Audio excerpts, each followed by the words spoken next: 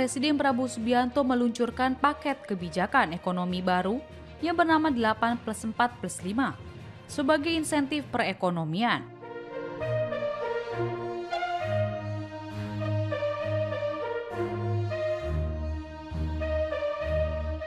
Peluncuran kebijakan ekonomi itu diumumkan oleh Menteri Koordinator Bidang Perekonomian Erlangga Hartarto dan Menteri Keuangan Purbaya Yudi Sadewa.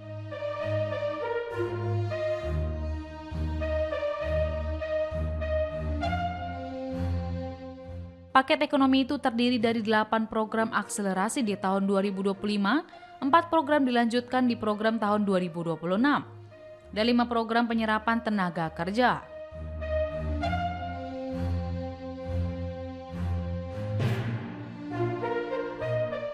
Delapan program untuk sisa 2025 akan disokong anggaran sebesar 16,23 triliun rupiah.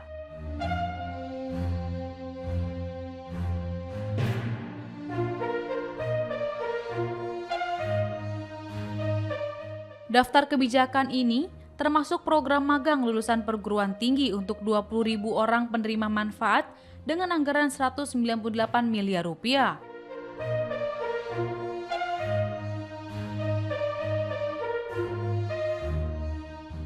Lalu ada 4 kebijakan tahun ini yang akan dilanjutkan pada tahun 2026. Salah satunya program diskon iuran JKK dan JKM untuk semua penerima bukan penerima upah.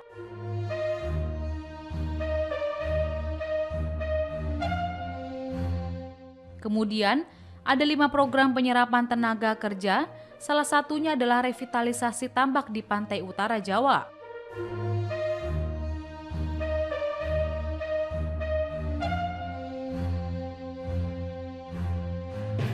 Berikut rincian paket ekonomi baru yang diluncurkan oleh Prabowo.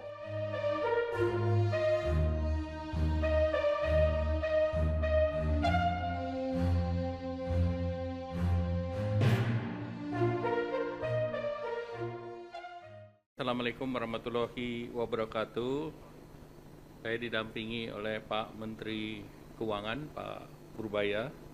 Tadi hadir dalam rapat bersama Bapak Presiden dan rapat dengan Pak Presiden tadi membahas terkait dengan kebijakan yang akan diambil yang kita beri nama program paket ekonomi di tahun 2025 ini yang terdiri dari 8 program akselerasi di 2025, 4 program yang dilanjutkan di 2026, dan 5 program yang terkait dengan andalan pemerintah untuk penyerapan tenaga kerja.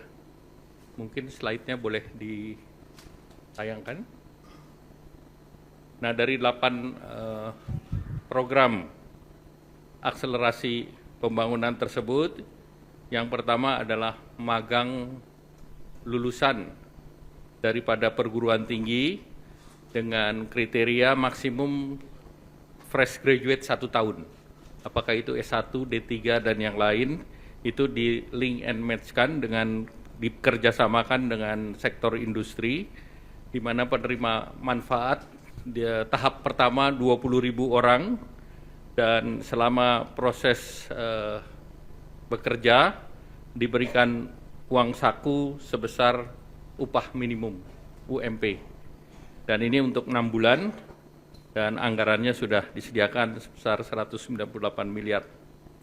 Yang kedua mungkin yang terkait dengan perluasan PPh 1 ditanggung pemerintah yang kemarin sudah diperlakukan untuk sektor padat karya, ini dilanjutkan ke sektor pariwisata, hotel, restoran, dan kafe. Target penerimanya 552.000 pekerja, dan ini diberikan 100% PPh untuk sisa tahun pajak 2025 ataupun 3 bulan. Nah, anggarannya sebesar 120 miliar. Ini bisa pindah ke slide berikut, slide 3. Kemudian bantuan pangan itu juga dilanjutkan untuk 2 bulan. Itu untuk 10 kg beras di bulan Oktober, November. Nanti kita evaluasi untuk bulan berikutnya, bulan Desember. Nah, itu diperlukan dana sebesar 7 triliun. Kemudian program bantuan iuran jaminan kecelakaan kerja dan jaminan kematian bagi pekerja bukan penerima upah. Jadi ini bagi pekerja bukan penerima upah itu adalah pengemudi transportasi online atau ojol, ojek panggalan, supir, kurir dan logistik. Target penerimanya adalah 731.361 orang. Diberikan diskon 50% untuk JKK dan JKM. Jadi JKK dan JKM itu tentunya kita berharap bahwa ini bisa diterima oleh ojol dan dana yang diperlukan adalah 36 miliar dan disiapkan oleh BPJS. Nah ini JKK itu santunan kematian 48 kali upah, santunan cacat 56 kali upah, beasiswa 174 juta untuk 2 orang anak, dan jaminan kematian itu totalnya bisa menerima 42 juta. Kemudian manfaat layanan tambahan dari perumahan BPJS Tenaga Kerja. Kita tahu BPJS Tenaga Kerja punya program terkait dengan perumahan. Nah ini bunganya diturunkan. Jadi sebelumnya adalah BI rate plus 5%, ini diturunkan menjadi BI rate plus 3%. Kemudian untuk penerima manfaat di mana itu bisa untuk menyicil rumah, bisa untuk down payment, dan juga untuk para developer yang tadinya BI rate plus 6 diturunkan juga menjadi 4%. Ini seluruhnya dengan juga relaksasi SLIK dari OJK. Nah ini targetnya 150 miliar ditanggung oleh BPJS. Tahun ini ditargetkan sampai 1.000, namun tahun depan akan ditingkatkan jumlahnya karena ini akan mendukung program Bapak Presiden untuk menyediakan 3 juta rumah. Kemudian percepatan deregulasi PP 28, yaitu integrasi sistem kementerian lembaga dan juga rencana daerah tata ruang RDTR ke OSS. Nah ini akan didorong jumlah daerahnya tadi ditingkatkan bukan 50 tetapi ini 50 kabupaten kota, namun daerahnya menjadi 170 sekian kecamatan dan diharapkan tahun depan juga bisa ditambahkan. Dan untuk RDTR itu disediakan dana 3,5 miliar per RDTR, di mana dari Badan Geologi Informasi Geospasial akan menyiapkan data, sehingga nanti OSS punya fiktif positif untuk 20 hari kerja. Sehingga kalau ini tidak selesai, maka otomatis akan berlaku, dan itu kebutuhan dananya diperkirakan sekitar 1 triliun. Kemudian pilot project, beberapa program di kota-kota besar, salah satunya adalah di Jakarta untuk gig ekonomi, di mana ini semacam working space, dan ini akan diikuti oleh piloting di berbagai daerah lain, Jabar, Jateng, Jatim, Banten, Bali, Manado, Makassar, dan Batam. Kalau di Jakarta menggunakan dana yang sudah tersedia di Jakarta, dan juga akan mendorong dana yang ada di Ekraf.